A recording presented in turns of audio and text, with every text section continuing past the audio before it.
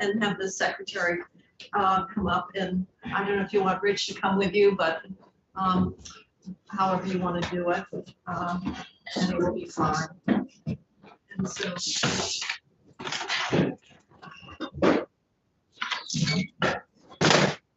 Don't do that, you put us all to sleep.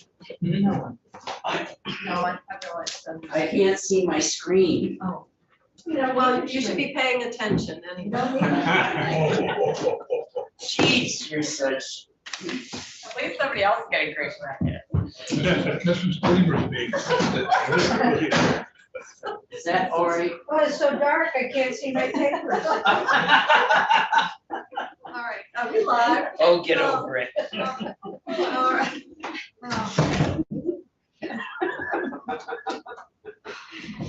All right, we are live, and this is Senate Appropriations, and we're taking testimony today from the Agency of Human Services on the FY 2024 budget. And so we have providing testimony today, the Secretary, Samuelson, and Chief Financial Officer, Rich Donahue, and also for backup is Shayla Livingston, a familiar face to this committee.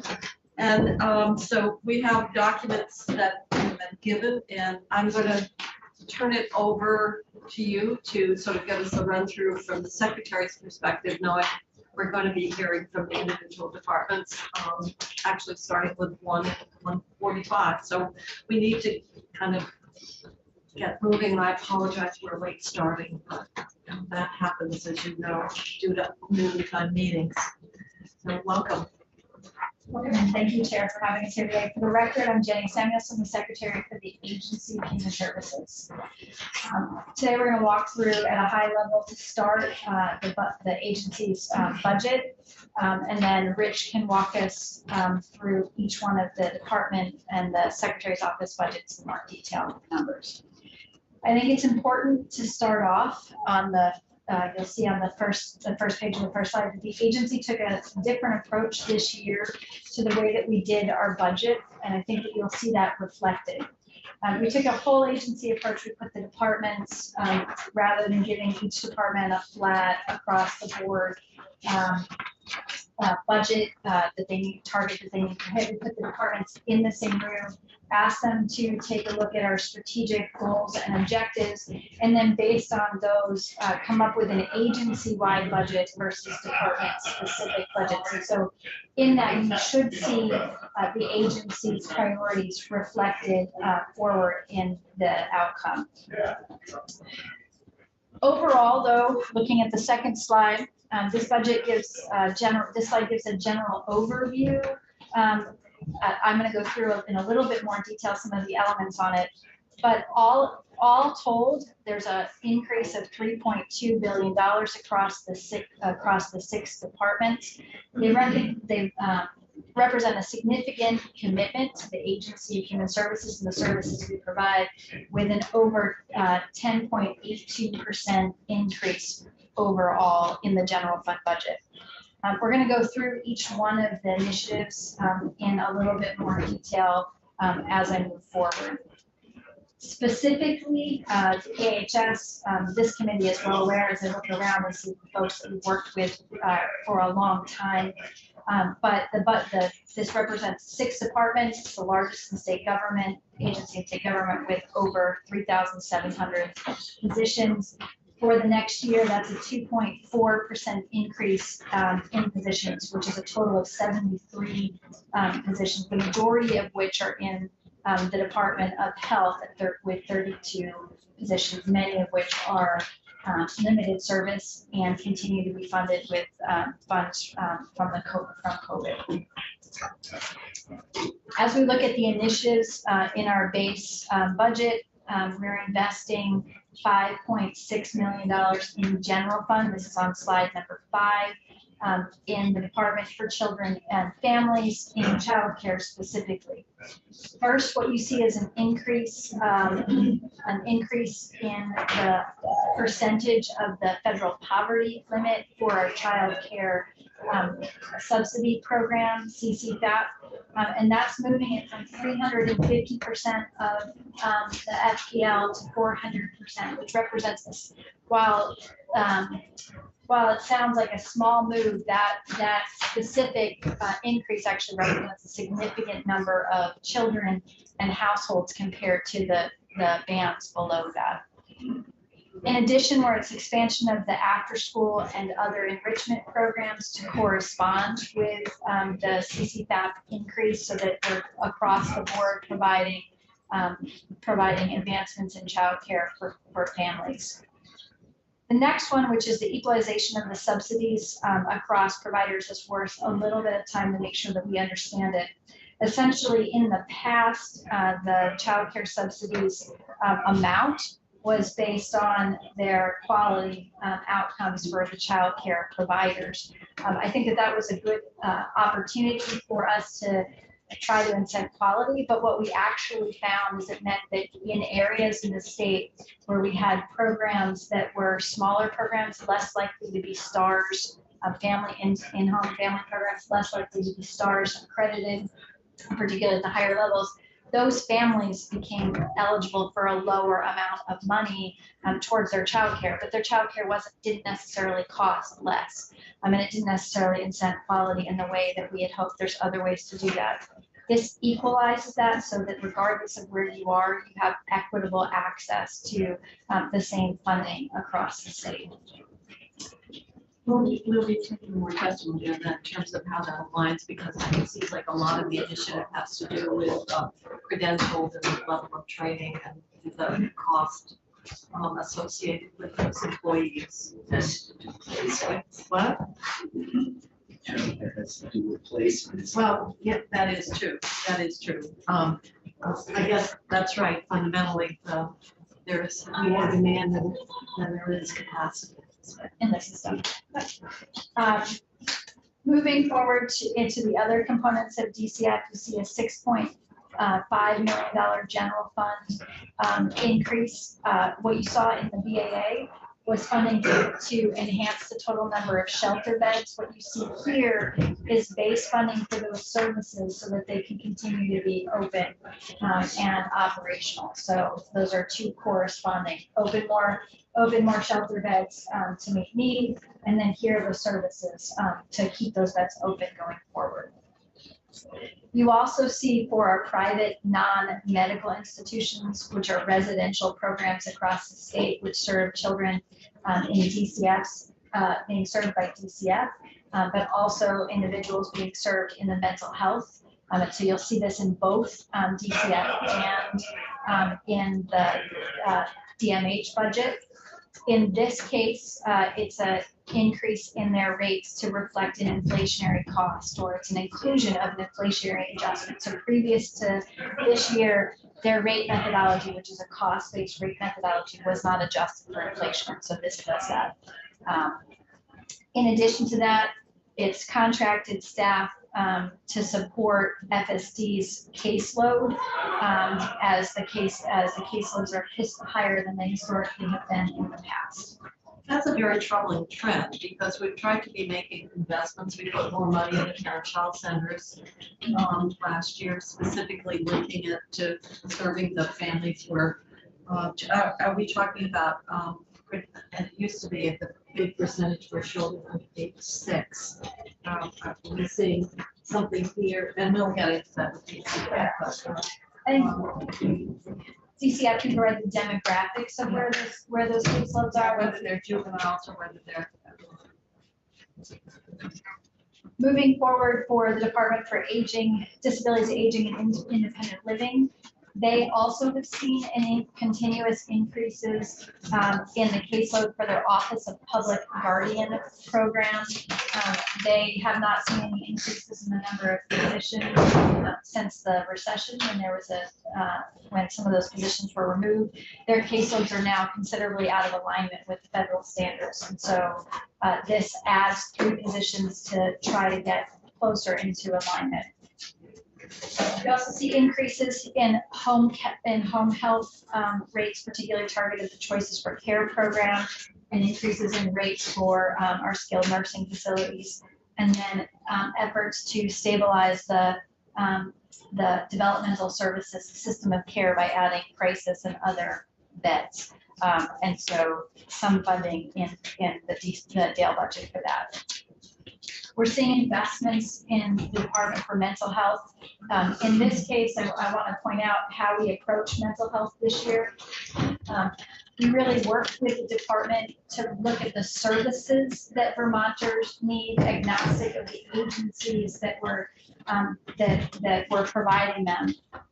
While we work with the designated agencies to better understand the services that they're delivering across the state, and understand, because they're not each delivering this similar services, and the funding is inequitably distributed. While we're working on that, we looked at what the whole system of care needed, from the community system of care all the way up through the hospital system of care, and worked to identify gaps in that system and made specific investments so that we could equitably distribute those services across the state. In that case, you see the mobile response expansion. You also see additions of alternatives to emergency departments for individuals who are having psychiatric and mental health needs. And you see an increase in the private non-medical institution rates. So investments in specific services across the state. I do want to point out that in those cases, many of them went out for RFP, and in some of the cases, our designated agencies are actually going to be providing those services. So again, our focus this year was to identify the gaps in services and to fill those gaps for Vermonters. What is the increase for DMH designated agencies? To just deal with inflation and obviously they have a huge job shortage as well, or worker shortage. We had to make some tough decisions this year. The designated agencies received an 8% budget increase last year, when many other of our organizations did not. This year, we're working specifically with them to identify the services that they're providing and the cost for those services so that we can better position ourselves to look at rates in future years. The answer is zero. Yep.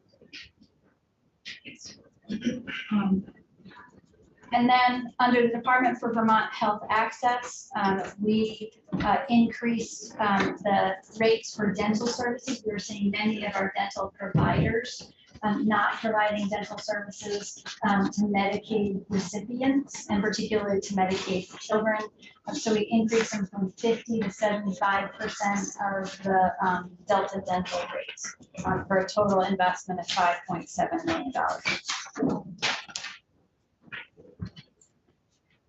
Those are the broad base initiatives. As we look at the agency's budget, you see a few other areas. When we looked at mental health, again, we were looking at services. So there are some one-time initiatives. And so under mental health, we recognize the pressures that designated agencies, the emergency departments, and others are experiencing.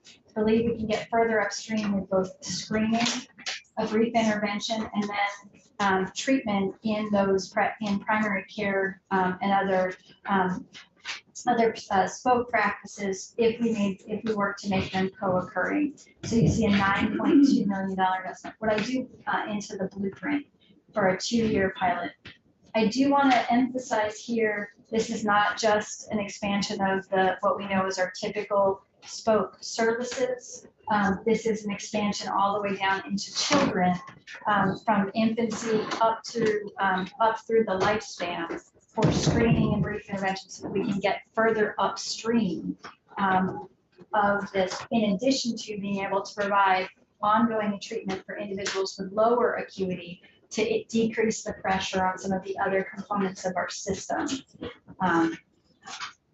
And again, that's $9.2 million for a total of over the 2 years of almost So $21 that'll million. bring blueprint total funding up to, we've got that total. It actually is quite a large program at this point in terms of spending. For primary care investments, and yes, I don't have the number, we can get it for you. That We've got includes it, I've got it. patient-centered medical home, the women's health Community initiative. Yep, patient-centered medical home, hub and spoke, and the women's health or pregnancy intention initiative. So the combination of those is significant. And then in addition to that, for one-time funds is $10 million into the COVID contingency fund for the last year, which provides stability for our healthcare system. For the last year, the Agency of Human Services has been working with many of our healthcare providers to provide stability funds through extraordinary financial relief. It also looks at other mechanisms to reduce pressure, for example, on emergency rooms by investing in the differential for long-term care for staffing costs. So really trying to address the urgent needs of the healthcare system at this point in time. It gives us the flexibility to do that. There's $2 million in Reach Ahead, which is a program for Reach Up recipients. It allows them 2 years. Normally, it's a benefits cliff at the end of the Reach Up program. You become stable.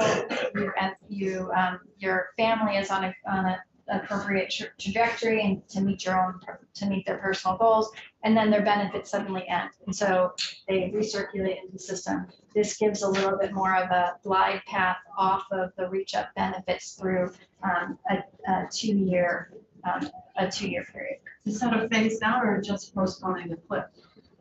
As we've been trying to deal with that in terms of continuation, obviously the income disregards are a way of creating a slope as well.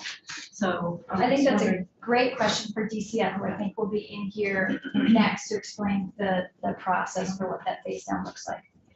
And then last is a $1 million investment into the refugee resettlement assistance. And the plan for that is well underway for being developed. And that really looks at, for those organizations that are currently supporting refugees, ensuring that they can handle an increase as well as continue to retain individuals here in the state. this is having, historically, we have not funded state funds to go with the refugee resettlement program. We put money in the budget last year, then we put more money in the BAA, we're putting more money in. Are we in essence creating a state-funded supplement to that federal program?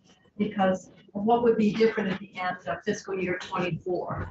That would mean funding would not be needed on an ongoing basis. Or these organizations are ramping up their services. Is there something that would indicate that that this is in fact, although a one-time, is putting us onto a trajectory for an ongoing appropriation? I think this is an opportunity to do 2 things. One, we're seeing an increase nationally of individuals coming into the country, and it is a mechanism to make appropriate investments to look at that. And I think we'll know more about whether it's an ongoing or a one-time investment as we stabilize the programs to deal with that. I didn't expect you to give me an answer, but I just want a word of caution here is that I think we're building another state program. And how well we fund existing state programs, some of us don't think that we're doing necessarily the greatest job. I'm not speaking against this. I'm just saying that in essence, we are going to be experiencing ongoing competitions for what those general funds look like out into the future. All right, so by department, you're only 1%. Obviously, you're not. Without the global commitment. Exactly, yes. I know, because Took the you're words the from my bank. mouth, exactly. For the record, I'm Richard Donahue, CFO for AHS. Madam Chair, given the limited time remaining, would you prefer that I try to go through the department summaries or focus on the Secretary's office? Why don't you focus on the secretary, because we're going to have the individual departments in. Okay, so if you would go to slide 8, please. Thank you. That is a summary, high-level summary of the Secretary's office proposed budget fiscal year 24. On the left side of the slide is an increase of $12.2 million in general fund. The driver here is primarily the backfill of $10 million in one-time funds. That was correlated with the public health emergency cohort of the Medicaid caseload that would be redetermined at the end of the public health emergency.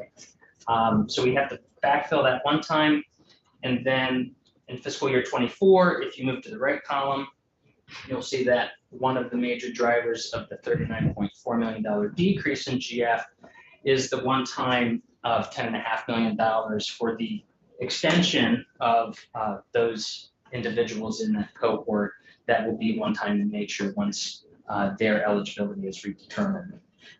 Going back to the left column, the remaining drivers for the $12.2 million general fund increase is backfilling state healthcare resource fund, reduced collections, and then the typical personal services drivers of And part salary. of that would be discontinuing the provider tax on home health agencies. Would that be Actually, reflected in reduced collections? Actually, no, because the home health provider tax proceeds now benefit directly the general fund. The state healthcare resource fund backfill is more associated with the suspension of Dr. D premiums during the public health emergency. And as those are coming back into implementation, there is a forecasted shortfall of about $1 million in state matching funds that the general fund otherwise has to backfill. Then moving to the right column again, just going through the drivers of the decreased need for general fund.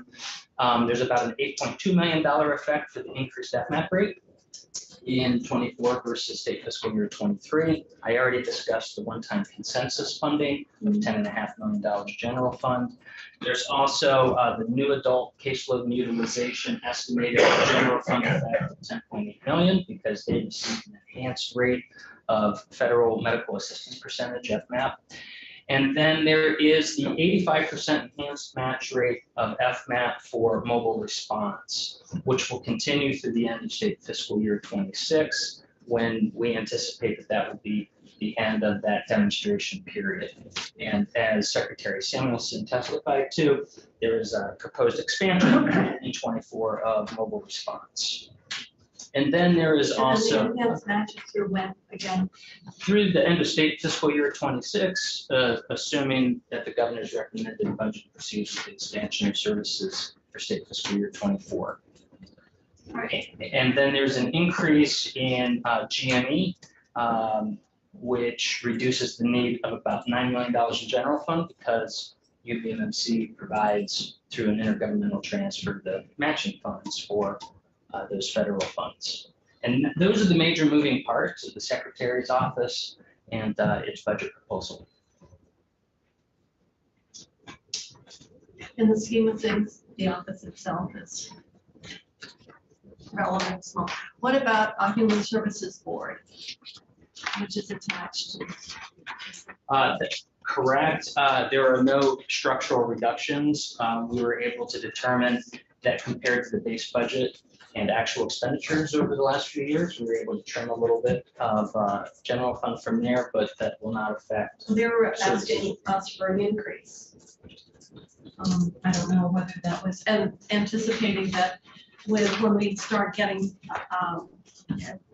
out of this, unwinding and all the federal funds, that we're going to see more need for their services, particularly around evictions and housing related services. So I was just wondering what the thinking was there, but obviously that request, was that made and considered in your budget process or I not? was unaware of I was that. unaware of that as well. Yes. I'm not You aware seem of to be. Yes. I have it in my folder. So actually, you reduced their budget? Well, in terms of actual expenditures, historically speaking, relative to their base budget, where they have underspent, we were able to determine that there were some deficiencies that could be filled into the budget. And so we took the opportunity to make that reduction, but that is not anticipated to reduce in any way the services that they provide. So that was primarily in other personal services, contract-related savings. Questions? Otherwise, we're going to start getting into PC next. Okay, well, obviously, we've got quite a bit of work. Needless to say, human services budget is one that commands a lot of attention and gets a lot of requests. I think one of the biggest questions has been the workload. And needless to say, I realize you're looking at the system as a whole, but we've been providing additional support for different parts of the system. So level funding, for example, for residential care facilities that have workforce and operating costs increase, those are all level funded. Is that correct? Yes. So we're, when it comes to the programs that we operate by the state, we're recognizing higher operating costs and higher personnel costs. Yeah, I have to say that the working with the Agency of Human Services budget, as everyone here can understand, is complex. And this represents a 10.8% increase. But even within that, there were hard decisions that needed to be made about what we could increase and what we couldn't increase this year. So we'll continue to work with all of the providers in our system who we think are really critical to make sure that we're able to sustain going forward. Would it be unfair to characterize the ability to find the 56 million for childcare was possible by level funding lots of programs within the agency?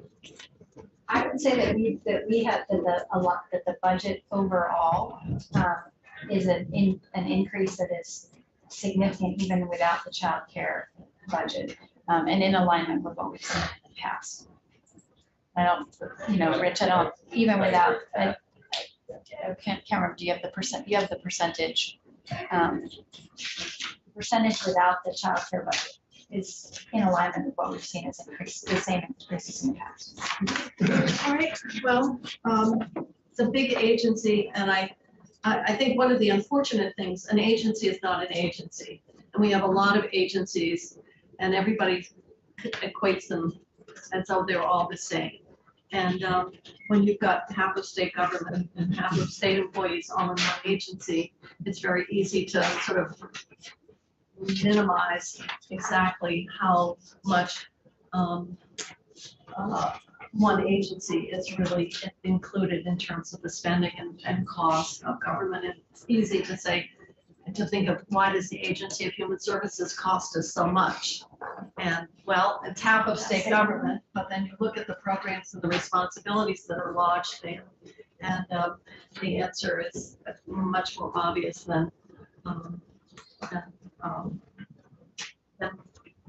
would appear when you're saying one agency is equivalent to another. When you've got an agency of $12 million and you have several billion. So, okay, so let's say, then we'll get on to DCF, and I know we have Dr. Chen before he leaves for. Madam Chair, if I can, it was a 5.7% increase without the child care. So it still represents an increase that's higher than what we would normally see on an annual basis. Thank you. Thank you.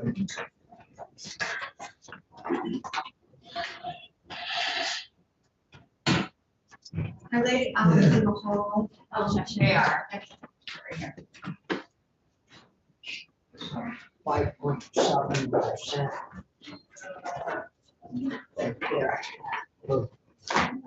Spending. We're gonna be 11.4% overall. Means the rest.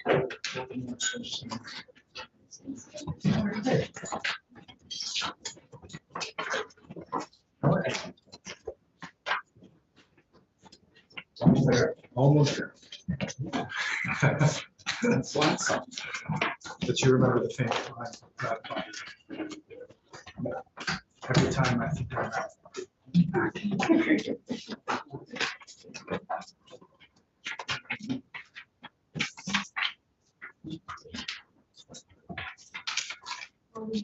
Welcome. We're going to get started, and our next department to hear from is Department of Children and Families, and we have the about to be departing Commissioner, Dr. Chen, here today. And I think probably you've given us a lot of slides here, and probably spend more time today, obviously, on the budget. But if you wanted to introduce your staff that you have with you. Sure. And then you can get started, or however you want with the presentation. Okay, great, thank you, Senator Kitcher. So Harry Chen, Agent Commissioner, DCF, with Katerina Macias, Senior Advisor to the Commissioner, and Minnie Sweeten, Financial Director. And so I thought we'd start off just briefly to go through the PowerPoint, which kind of illustrates the high points of the initiatives in our budget. And kind of, the first slide really and move to the major initiative slide, which is including Family Services Division, the PMI inflationary factor and stabilization payments, the continuation of the youth development program in Family Services Division, allowing support for individuals aging out of foster care. In CDP, the child care expansion, $58 million, $56 million in the governor's budget, and an increase in children's integrated services. In economic services, the GA emergency housing program, one-time funding, in Reach Ahead 2-year pilot, and funding for the implementation of Act 133 from the last. So moving now to the summary for administration and support services. The major change are two. One is an administrative position in the business office to help facilitate the child care proposal. So one position there. And in addition, an up in the refugee cash assistance program of $100,000, which is a federal benefit to help eligible adult refugees who don't have minor children, 12 months of cash assistance. The families are supported through Reach Up. Typically, 1/3 of refugees register for the program. Estimated in fiscal year 23, 108 recipients. This says 100,000 general, zero general fund, so Zero that's general, what you yeah. meant Right. by it's all federal All dollars. On the next slide are the changes in Family Services Division. Again, we've increased our vacancy savings by 5%. There's a staff conversion of 15, I think of 20 centralized intake and emergency services temps to convert them to 5 new permanent CIES positions. And I think experience has shown that sometimes having permanent workers is beneficial in terms of effectiveness and efficiency rather than temporary employees. And these would be the workers that take the calls around abuse, neglect, Yes. and would determine whether investigations are, whether there are sufficient grounds to warrant follow-up. They are the ones that take the calls. I would have to be precise on whether they make the decisions. I know they take the calls and the information.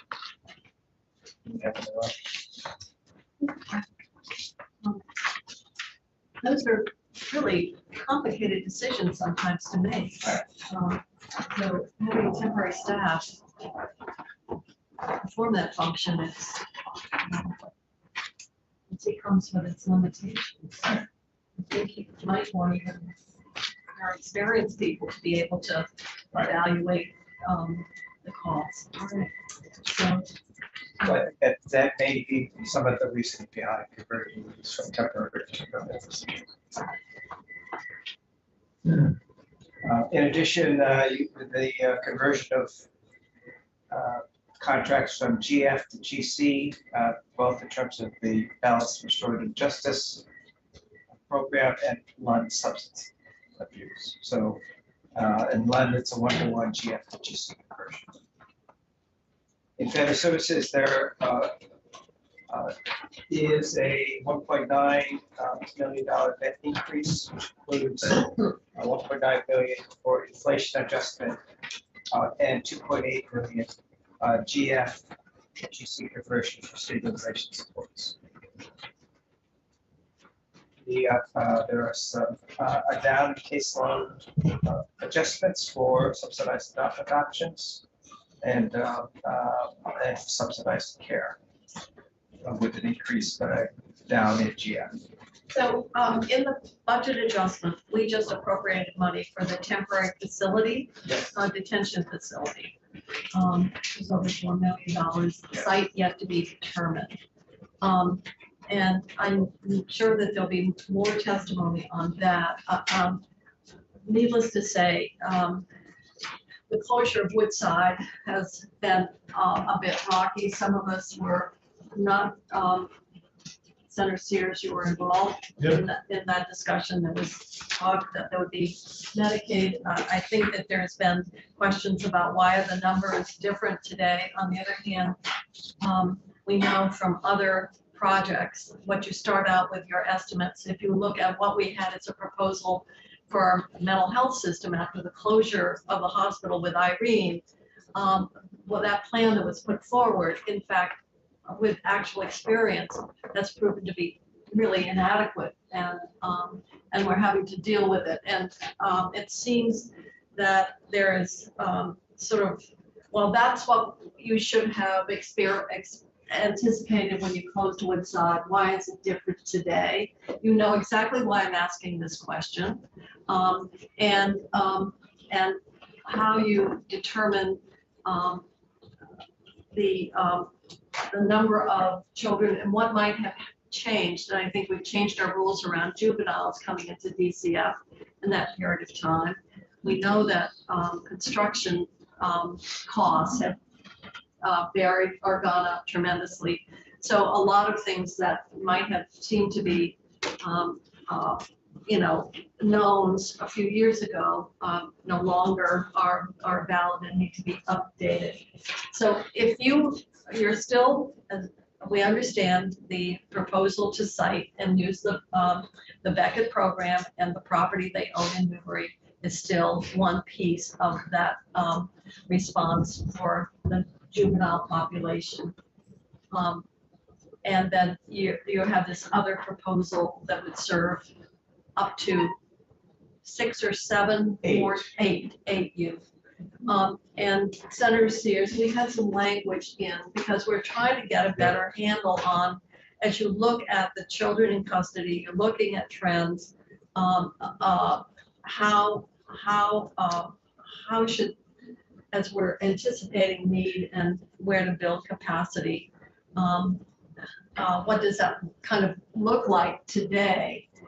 Because to say this is what it looked like. When did Woodside close? I know it was bulldozed. 2020. 2020. And I know we just got hit with a $4.5 million settlement because of the treatment that the youth experienced in that facility. So that is a sad barometer of the quality of care and the environment in which the youth were housed. But I just know that it's S4 will S4. be coming over here fairly soon, I hope, has language in it that expands the extends the date for raise the age to 19-year-olds to 2024. It also has a provision for two reports by the Department on Secure Residential. We agree, but I thought Dr. Chen put it well when he said running DCF without a secure residential is like running a hospital without an ICU. I hope I'm quoting you correctly. And I think there's a recognition on DCF's part that they need that, but getting it has been a tremendous problem.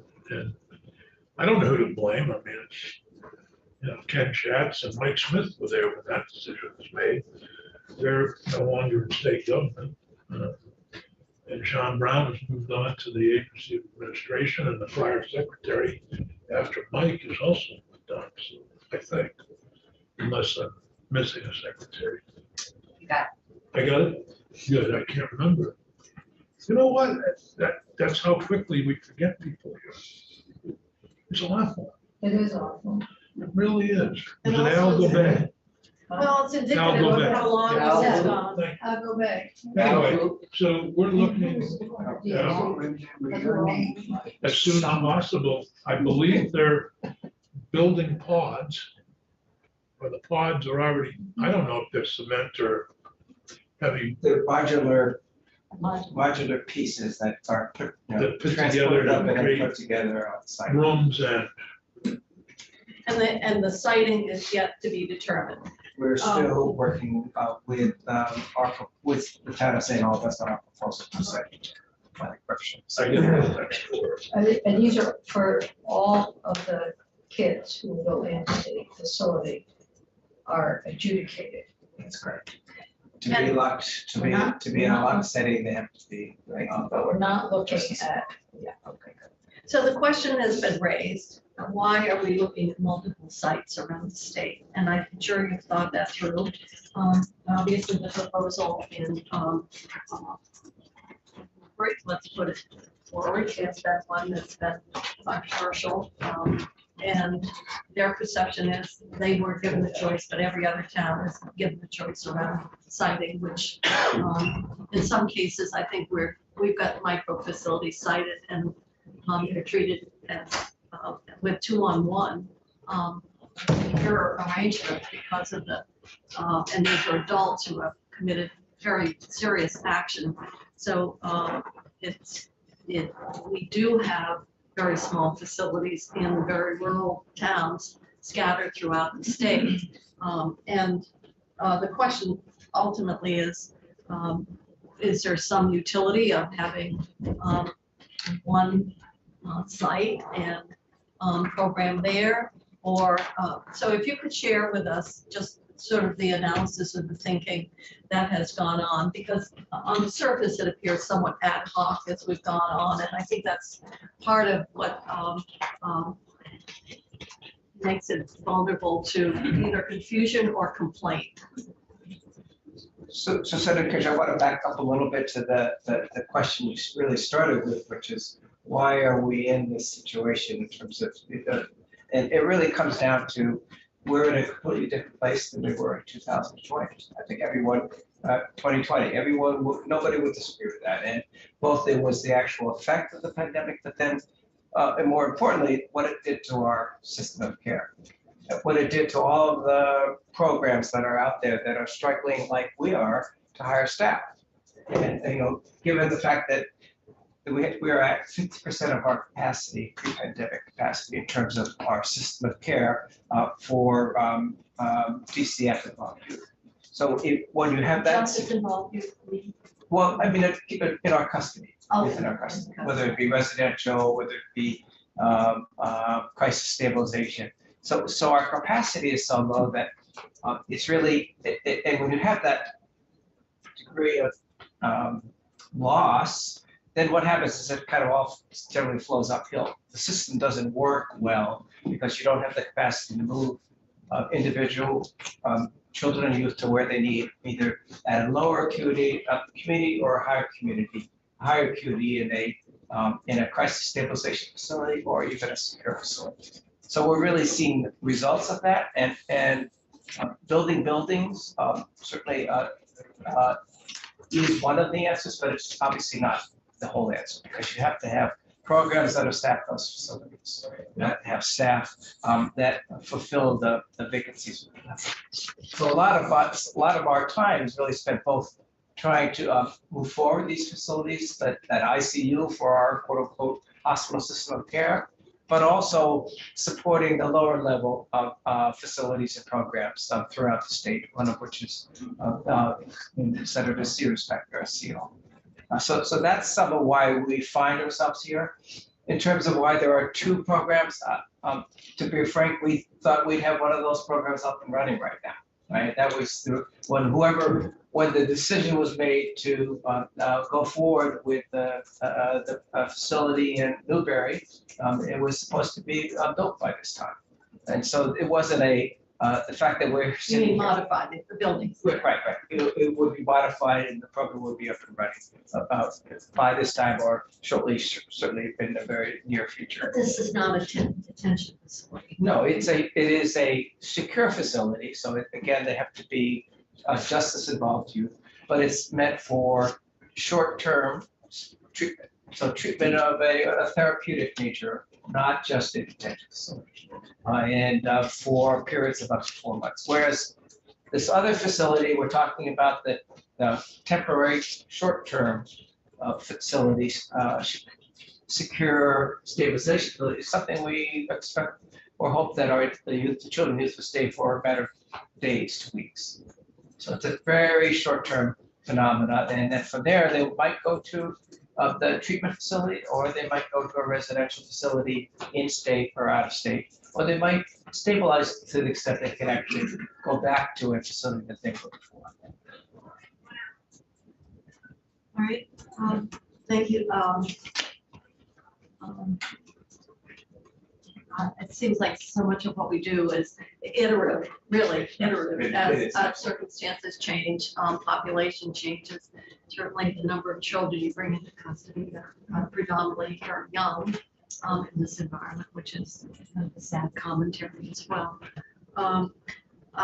So your view is, you told me once that you felt that the program that Beckett was offering and where it was located was needed and appropriate. I gather you're still, after all the information, you're still. Yes, but again, it's not sufficient by itself. So that's why we need these two programs. And I mean, given the press for time and the need to actually get this facility, the temporary facility, quickly, I think trying to step back and plan a larger campus might be something, but I don't believe we have the luxury of that time, given what I see in our system. Yes, awesome. Is that, the second one, is there any cross utilization of staff between the first facility and the second facility, if they were close enough together, where you could cross utilize people? I'd say yes, there would be that potential, but I think given what we know about staffing, we just need more staffing. I think in addition, our intention is to have a contract to provide that service, and they might be different contracts. So this will not, our intention is not to have it as a state of Vermont facility.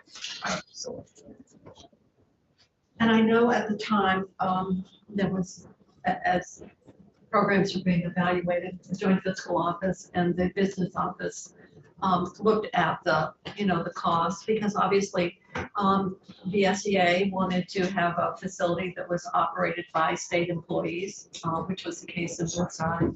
And Beckett is a private entity that specializes in operating treatment programs. And so that was a topic of discussion, and obviously where it should be cited.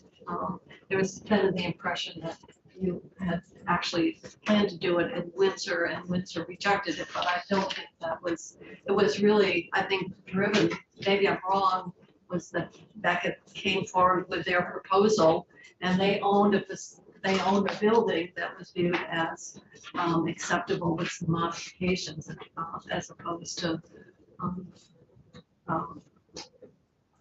the reverse of where the state is going to operate. Now, this temporary facility at St. Albans would be operated with state employees?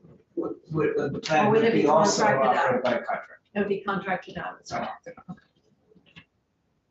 All right. All right, so the next slide kind of walks through at least the youth development program. Again, this is money to support ECF FSD's transition and aftercare services to the statewide youth development program. It's $1 million to continue the program for 2 more years, and there are 8 local nonprofit agencies that will be used to provide independent living stipends to youth and case management staff. Just a point of clarification, the program will still exist. It has federal funding. This was a one-time federal award that we're looking to continue with general fund to sustain the number of youth that are served by this program. I read there's a bill that introduced about giving kids aging out of foster care $1,000 stipend. That's not this, Okay. but it is built upon this program. Okay, so it was with the knowledge that this program was in place and you were asked, planning to ask for general fund, That, or was that done? let me thinking that- just, point of clarification, the bill you're referencing didn't come from the administration. No, it didn't, I realize. Okay, sorry, just wanted, Senator White's.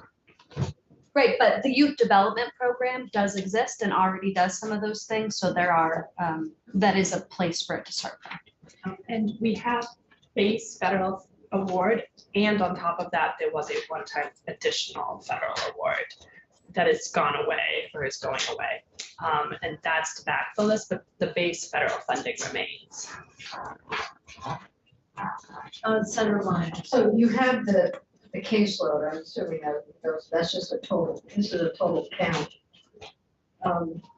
For each of the programs that we're looking at, you have for the caseload, the worker caseload, for individual workers, for our individual counselors. We can provide that. I do know that those I'm numbers. sure it's pretty high right Pretty now, high. and is it gonna continue to cause high turnover or loss of cases? It's a challenge. I mean, I think it's really a matter of capacity. So if you have district offices with high vacancy rates in family service workers, they are going to have high case loads.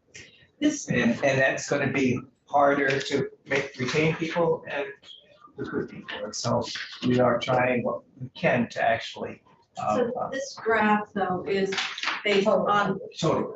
I understand, but this, you've got agency, I assume you're not talking about agency of human service involvement because the numbers would vary. You're talking about departmental DCF involvement. I mean, agency Yes. involvement could be, Yeah, this is just FSD, Family Services Division. okay, that's what I'm assuming, like it doesn't include your reach up caseload, it doesn't include other ways of involvement. These are the number of cases that your social workers or your case managers are supporting right now. And this says you're asking for more positions because of the higher caseload, but it looks, is it higher compared to 19? Higher to, because it looks like, We're not asking for new positions in FSD. I thought I read that, I thought I saw that, maybe it was a different. In human services, I thought we're adding a position for you. No, there are no positions. We'd be happy to There's a child care work with the position. positions we have. We're converting the 15 temps. What? So we have 15 temps that are doing That's the CIS. intent. And we're converting that to permanent positions, but we're not asking for any new social worker positions. We'll keep going. So on the next slide is the Child Development Division. And there are some significant increases related to the governor's child care initiative, including five new positions. The equity for the CCFAP payments, so individuals living in the more rural parts of the country will have the same, of the state will have the same degree of subsidy as the individuals living in the more urban areas. We know that we have, in terms of school capacity, a large cohort of students who are not enrolled, who are not taking advantage of CCFAP payments, and therefore many of them are not enrolled. in school age programs. And so the goal is to increase that level of enrollment. We are expanding the CCFAP payments to 400% of poverty. And we are expanding our capacity in terms of eligibility and referral. So we know that with the cannabis revenues, there is a carve out for after-school programs. And you're asking for money here for after-school programs. Can you help us connect? Another love note. The school age funding is to expand the CCFAP subsidies for that age range. So it's It's not for after-school programs. No, it's after-school the care. subsidy, For the yeah, actual childcare. Yep. School age. and summer. And as an example, I think we have about somewhat less than 2,000 individuals that are taking advantage of that, but we think there's another 4,000 or 5,000 that are potentially enrolled by both outreach, but also enrolling programs to accept those payments. So again, the kind of a summary on the next page is we know that high quality childcare is a critical component of the early childhood system. And the proposed expansion will expand services to over 4,600 additional children. And then again, it includes increasing the subsidies to annual income of 92,000, so 400% of FPL for family 3. There are equity payments for, again, to decouple the STARS program, which will continue for the sake of quality, but they won't be paid at a different rate. A lot of that reflects the fact that most of the higher STAR programs are in the urban area and the lower STAR programs are in rural areas. Additionally, again, we know that we want to increase the service for 5,500 more school-age youth in the after-school and summer programs that will accept the CCFAP. And then again, the 5 positions to implement the pretty significant increase in enrollment in the CCFAP program, but also increasing the capacity for eligibility and referral contracts to determine eligibility and sign up these individuals for the program. So, you know, for how many years, we talked about it last year, the STARS. That was kind of the ultimate benchmark of quality. But it sounds to me like what you're saying is certain areas of the state that in fact, the more you emphasize credentialing and training and education, the more you're constraining supply, or maybe not. I don't, or you're just saying the cost of providing that base care, regardless of number of stars, there's just a certain amount of cost that has to be recognized and paid for, and that methodology somehow didn't fully recognize the cost in the more rural areas of the state. If you could please restate it again. I mean, because we were, you know, for years, we are stars, that's wonderful. And the more stars, the, you know, and it's sort of like, well, the more credentialed you are, the whatever, the higher the quality. Sometimes that's not always true. But then there's always this concern about, for many people, I don't care about the number of stars. I just need someone to provide care, and I want to have someone I feel comfortable will care for my child. So we're trying to understand how this equalization of payment what will be the collateral impact? It'll help the rural, but will it have a detrimental impact or on the urban? It or- will not, because again, everyone's coming up to the same level. So what's the So- incentive to becoming more credentialed then? The incentive is really the quality, and we're revising those rules, I believe currently. But we believe that quality is should be incentive enough So on there'll be its a own. separate incentive apart from the What- standard rate? Is that what you? No, there will envision? not be a monetary incentive for that. There will be a quality rate. Oh, you guys. Because so the CCFAP is going to the families, and so all the families will be receiving equitably across the state, and then it'll go to the child care centers. But there is now no incentive for stars, because, If I may, I'm just, so what incentive are you thinking about? Because I think that's what Senator Kitchell is getting at. What incentive can we have for centers to improve quality? Because we're gonna pay them all the same regardless of 1 star or 50 stars. It won't, maybe it feels good to be better, but people still need to send their kids to the center for it. How are we gonna encourage quality? I think that's a age-old question. I think that we found that trying to do it to tie it to money provided some inequity between families living in a rural parts of our state and families living in urban. I agree, it's not good to attach it to the family, because it just doesn't make sense, but.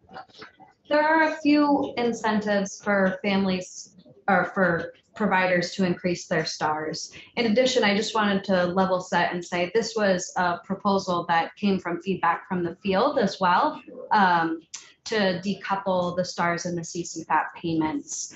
The incentives are, when you're a Head Start program, you do have to be a 4 or 5 star program. To have specialized care for youth in your programs, you get a bump in the payment you receive of 20%, and you have to have a certain stars. And there's one that has slipped my mind, so we'll have to follow up. But there are a few specific programs or programmatic incentives to continue to increase your stars. And then in talking with the Child Development Division and developing this proposal, before we had stars, there were programs were still interested in increasing their quality.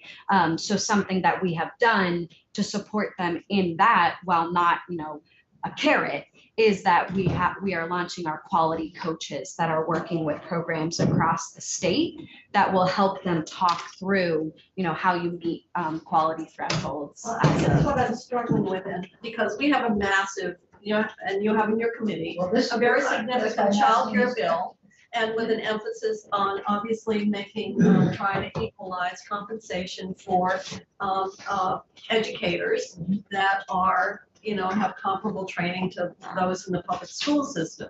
And so I'm just looking at this proposal, which, I know that oftentimes the higher the credentials, the more you constrict supply.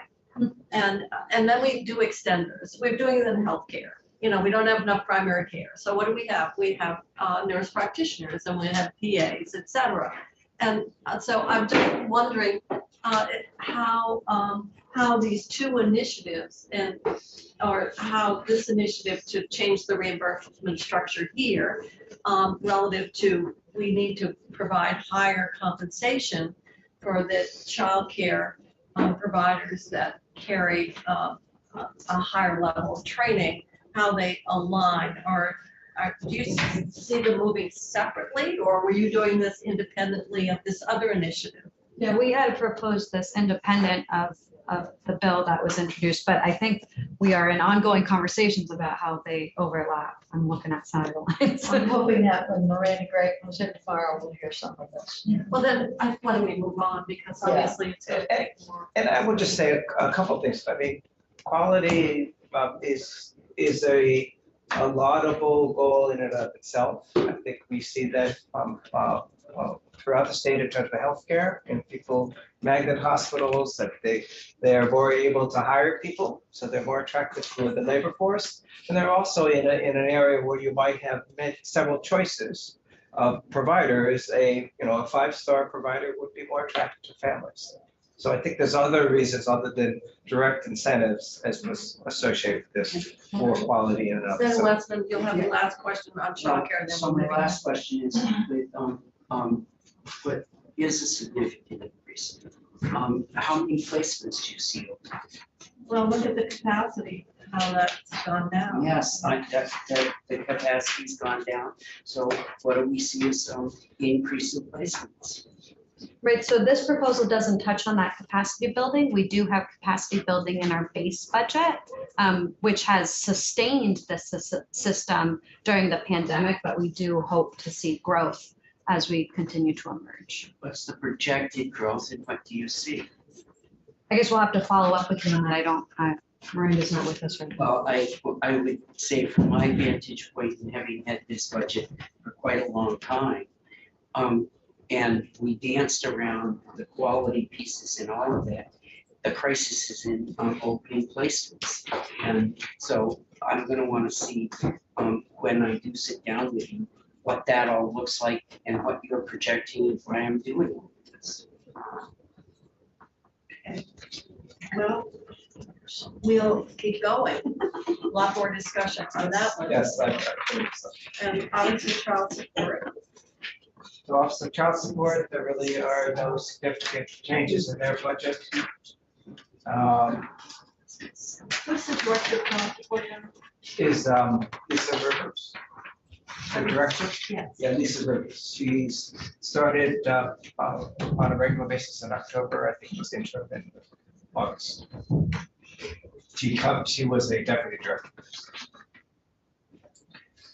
My favorite, agent blonde is disabled.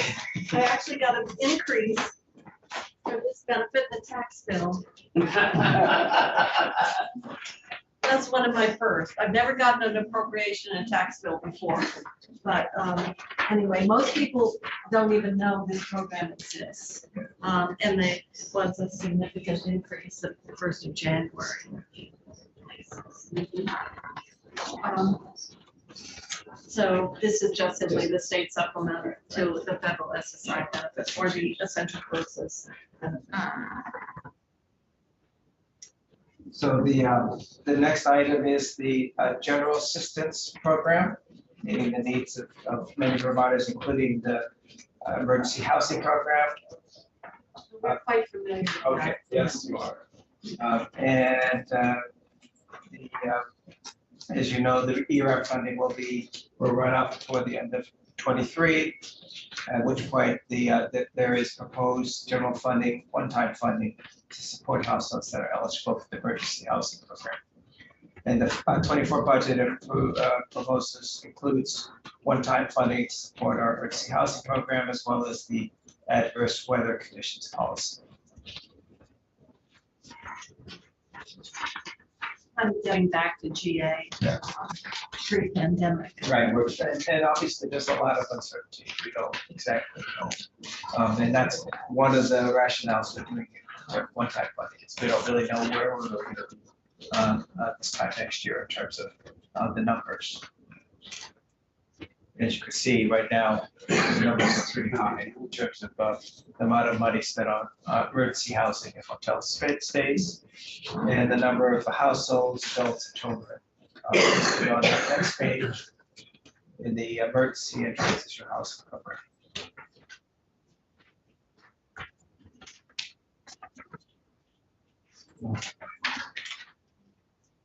Next up is 3 Squares Vermont. The supplemental nutrition program SNAP. And again, we have tried to spread the information that the maximum payment allotments are ending and will end in February with the extra payment, the last extra payment to be paid in March. Yeah. So we're doing a lot of outreach, mailings, and sharing information with our partners both in and outside of state government, trying to ensure that individuals know what other benefits are available to them. Obviously, and I know that there's been we're going to be considering requests from the Vermont Food Bank because these households are our lowest income households and are already. It will have a significant effect on tens of thousands of Vermonters. Again, this was related to the federal omnibus budget bill. I know. The problem, of course, is all this federal money has come in and created all the benefits. And so this is And with the cost of housing, and to have the loss of this additional funding, I'm sure we're going to experience it. Our charitable food system anticipates it. Well, I might say also, in the time of inflation that we haven't had in a decade, people's incomes are being eaten up, and food is pretty basic. Well, the one thing is, at least there's a charitable fallback for food. There isn't so much for housing in the same way. So it's going to, for our poorest families, this is obviously going to have, and this has nothing to do with the state of Vermont. I think food stamps is a federally funded program, and the minute you start elevating the benefits and then you move them away, if you've had them in place for a period of time, people, are going to experience a fairly significant loss. And so we're going to have to, you're doing what you need to do, put people on notice. We're already hearing they're responding by trying to stock up on food in the food banks. And Yeah, Senator Stark is that good testimony in agriculture on this. so it just means our poorest kids are going to be even more hunger at risk than Is there, 2020. Yes. yeah, I wonder, you do the housing. Back in May or February of 21, we spent about 6.6 million for that month. And then you move over to this last spring, to 6.8. Is there any justification why that went up that you know of, or, I mean, we picked up, either the price of the rooms went up, or we picked up more people into these rooms, so do you know which it was? In October 2021 is when there was a change in eligibility. That's when, you may recall that in spring 2021, there was a GA working group that worked on eligibility for people in the program. The first time that that number was realized, of people phasing out of the benefit because there's a time limit to it, was that fall in October and November. So that's why you see the down. That's also when the Delta variant was going through the state, so that the program actually opened back up again as a response to the pandemic. So that's why you see the increase. Reach up. So is there, Can I interrupt? I'm Sure, sorry. sure. I just want to say, if you hear from your constituents about the 3 Squares benefit, if something has changed in their income or their household composition, contacting DCF, our Economic Services Division, through our benefits line, they can talk through if there can be a change in their benefit as well. What's happening though, of course, is with the Social Security increase, and then of course for the SSI with the additional ABD, there are automatic recalculations of eligibility. So people are experiencing a reduction. It's about 3 to 1 for every $3 increase. There's the food stamp benefits, a slope that's indexed to income. So we're already hearing, Understood. which is a normal process of updating eligibility as household income changes. So we've been hearing, but it's because of the fact that you're getting, and particularly for the cash offer. Okay, so we're now going to reach up. It would be really handy if we had caseload here. Number of households, number of children. so we have, so remember, Next caseload page, B, is it the next page? it's a, Okay, all right, there it is. All right, thanks. we know that we have, we're planning on, again, this increase in terms of caseload adjustment is related to the numbers given to us by our consultant. we based it on economic trends. So we're aligning this with her low end projections from October 2022 of an average of 3350 cases per month at 678 and 6 cents per case. We're seeing a larger projected caseload than last year, combined with an increased cost per case. You know, I think it would help people get an understanding, because what is your maximum benefit now for a family of 3? We did do an increase, but I think people, if there's a group of families that are, if we're concerned about the impact on poverty, and we're making decisions around how to spend money and who to target it to, and we talk about the impact of not episodic poverty. From my point, a lot of people have said, gee, we were poor at some point, but it's where it's chronic, persistent, and deep. And for some, this program, unless you're able to go to work, and it's just a, you know, it's an episodic reliance. It is a very, very modest benefit to pay for all the costs of supporting your children, even with the subsidies that come in with food stamps, and if you're lucky, you can get a Section 8, but if you're not, it is really very tough. So I don't know, I think it was like $850 or something per month. Maybe it's a bit more for a mother with 2 children. So we I don't have based that, the. but I have the average. She has average of 678, right? And we actually did increase the benefit last summer, Yes, we did. the basic needs standard, and it was increased, was the most substantial in the program in 20 years. It resulted in an increase of average $111 per month for a household of 3. Increase or? Increase. Up to 670.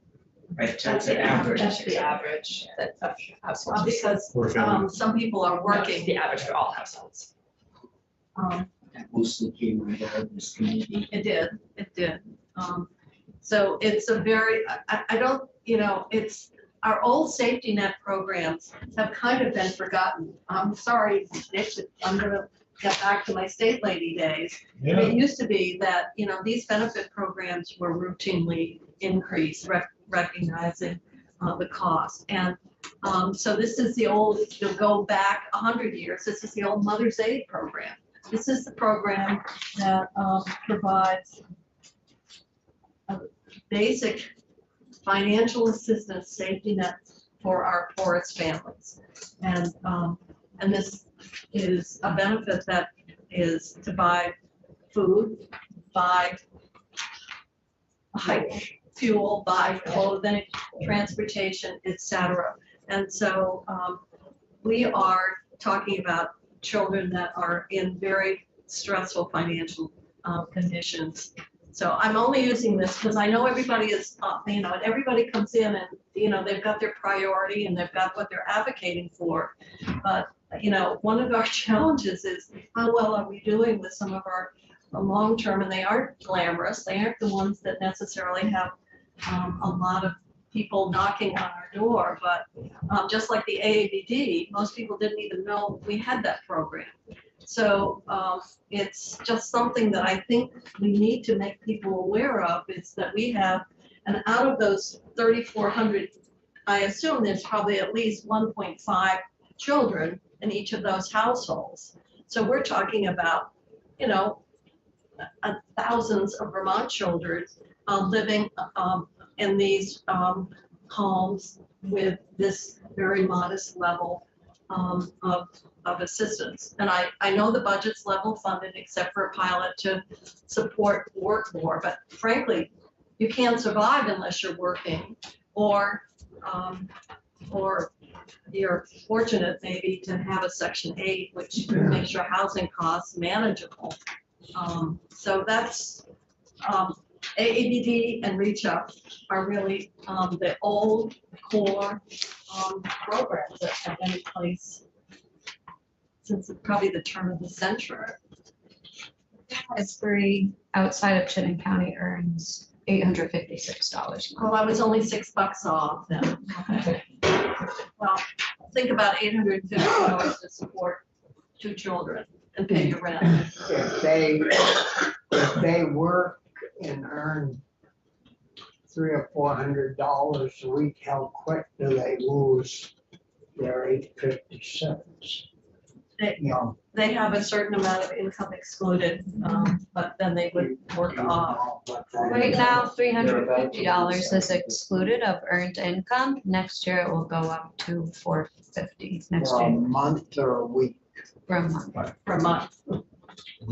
They also, One for one after that, or is it more of a cliff? I'm sorry, I didn't answer to See, that. that should be, unless we have to have it at that, that should be raised up, so if the children are gone to daycare or gone to kindergarten or gone someplace, yeah, they get a part-time job and be able There to. are work requirements. There are work requirements, except Yeah, some you get- families, you might have a parent who actually is disabled and getting SSI, or you have a child with a disability. And so unless you have some reason, an exemption, there is a work requirement.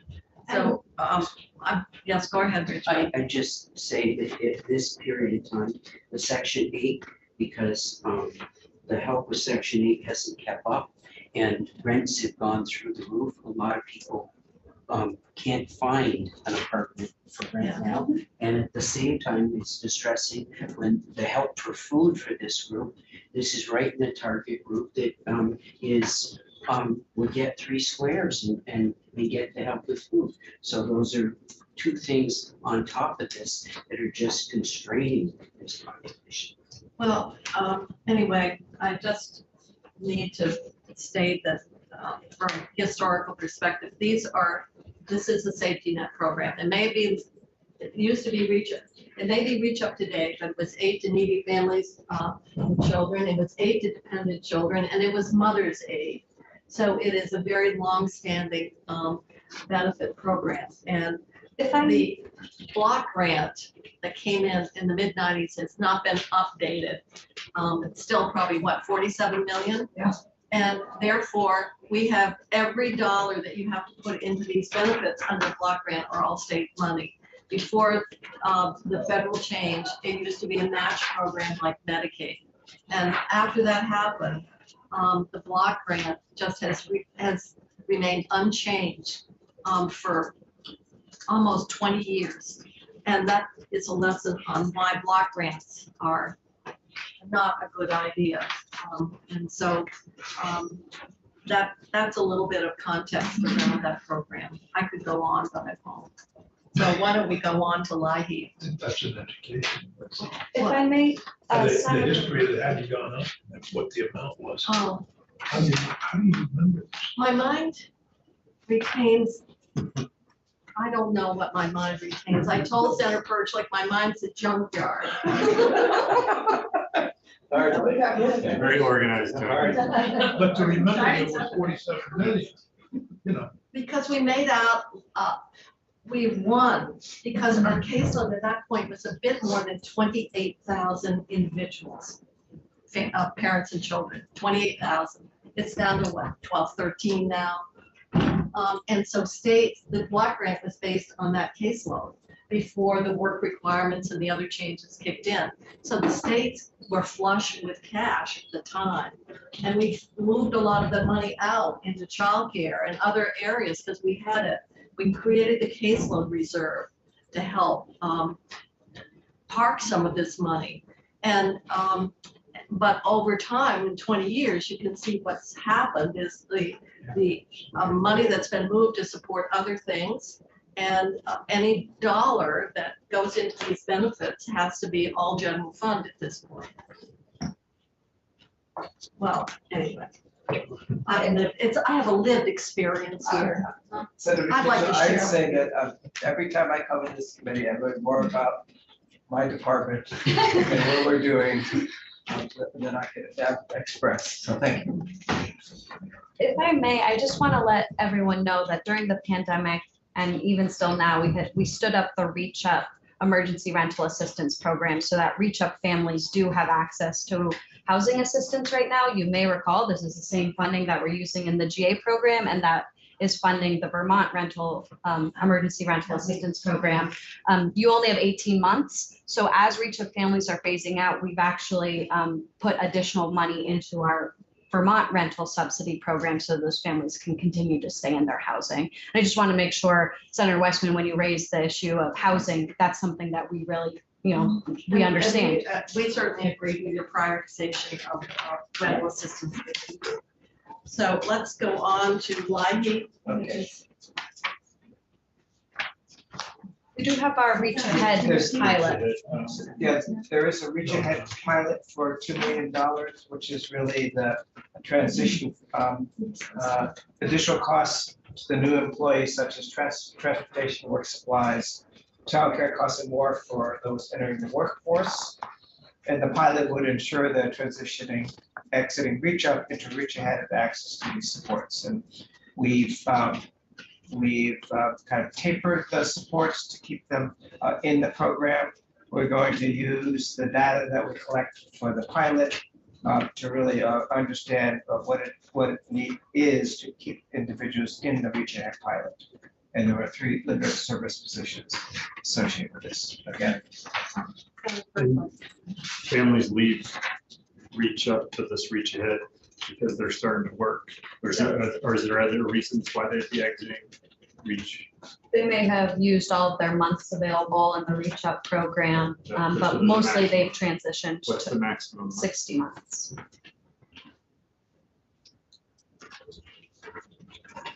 Acting in the block grant. Right, we're on to. There's really, most of this, there's no additional funding requested here. We do understand that there may be additional benefits coming from the federal government. We're trying to get better assessment on that and try to really understand how we can best use that money, this late in the heating season. So to pushing it out to Vermonters. The next is the Office of Economic Opportunity. There is an up, which is the $3,750,000 in general fund, really to acknowledge that the base funding, which increased, shelter capacity, will also need services associated with that. And this housing opportunity grant, is that the one that pays the back rent and Sorry, I didn't hear that word you said. That pays the what? back rent? Is that? Yeah, HOP does pay the arrearages. It also covers the services that community partners work This with. is one legal aid has been obviously supportive of in terms of being able to help them negotiate to keep people in their apartments. I think it serves over 30 different organizations across the state.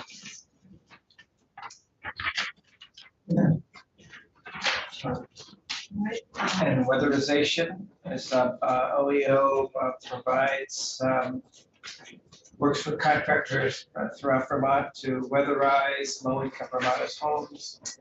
Prioritization to Vermonters who receive LIHEAP assistance. There is $49 million in additional ARPA funds appropriated for weatherization through state fiscal year 24 through 26. I think one of the challenges we're having, as no surprise, is having the capacity to actually do the weatherization. The workforce and materials. Yeah. And here you can see the next graph of the houses. How closely do you work with efficiency? Efficiency Vermont? Yeah. So they're kind of the counterpart to what we're providing for low income. Right. They're not income sensitive, so we do. But there must be people right in the class. Yes. Is efficiency Vermont have a weatherization? We've given them money to do it. That's not part of their regular charge, but they have special money to do it. Oh, from that, is that from the Belco at 5 million. I think Beeline has given us money, but also ARPA dollars. Yeah, I'd say one of the challenges we do have is that individuals might actually start off with Efficiency Vermont and kind of partway through the process, you discover that they actually would be eligible for free weatherization, and figuring out how, or if it's possible to actually make that change from their contractor to the free weatherization program we have. It's helpful, but I wonder, we shouldn't, two organizations are doing the same thing.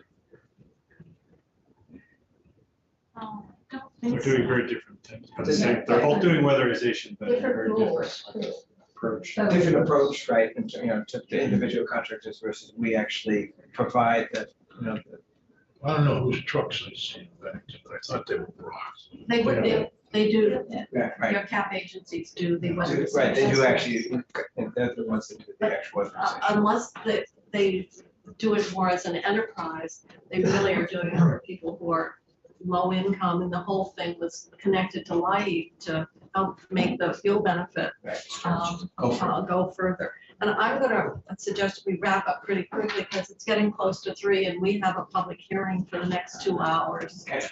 Is that virtual or are we? No, it's virtual, and You're not right, Bruno. you can stay here, but I'm gonna go down to meet with Diane in room 11. Okay, so that's weatherization and OEO. The next one is really just the secure residential treatment.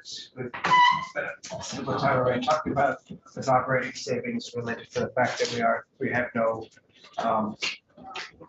facility to operate at this point. In addition, there's the EAA funding we have already discussed. And then the Office of Disability Information Services has really no significant change to their budget. So I think 6% that they funded. Well, I think we're gonna have to wrap up. We're gonna have more discussion, obviously. And this is, how long before you are departing for? A week from Friday, I mean, Fridays, my last day is at Commissioner, a week from Friday, I get on an airplane. For Rwanda. Are you gone? Well, thank you for stepping in. Certainly been at a time of great challenge, and I'm sure going to Africa is going to be quite a different change. It will be. Yeah, it might be worse than here. You and Jim Baker should commiserate. Keep Is it coming back. Baker in Africa? No, no, he's back in state government. Is it? Yeah, he's doing, He's doing working consulting. on the stuff. violence project. Good. With that, yeah, and I look at him So I'm going to and I adjourn believe. the committee for today.